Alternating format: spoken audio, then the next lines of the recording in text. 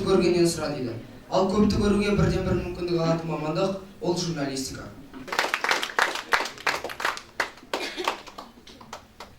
Білімнің барлығы бір 7 деңгейі бар, білімді адам дегеннің. Соның 3 деңгейі сіздерге керек. Бірінші деңгейі ол білу. Яғни оққан нәрселеріңді, оққан тақырыптарыңды жақсылап тұрып білу керек.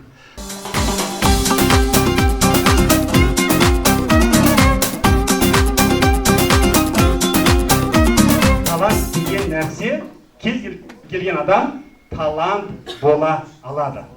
Неге таланттымын деді? Өйткені фортепианомен айналысқанға неше жыл болды? 7 жыл болды. Ол осыдан 3 жыл бұрын айтпайды. Ол 7 жыл бойына күнде 1,5-2-3 сағат жаттығады, дұрыс па? 7 жылда ол содан кейін ғана талант болды.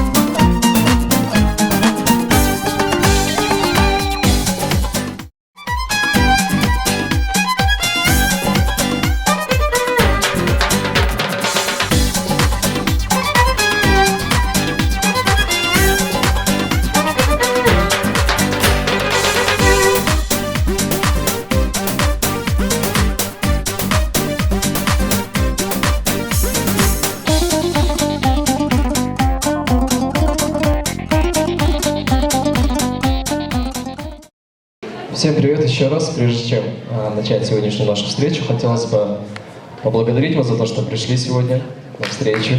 Очень приятно. Давайте создадим непринужденную обстановку.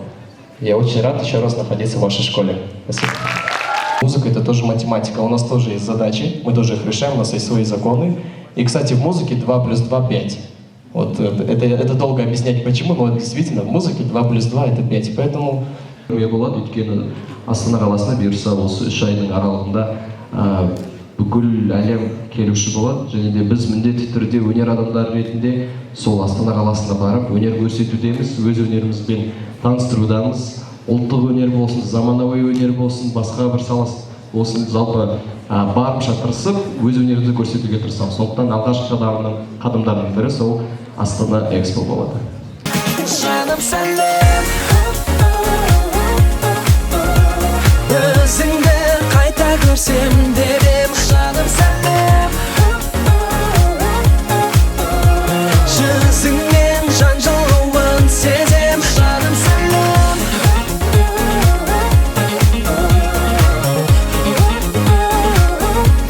жаным сәлем.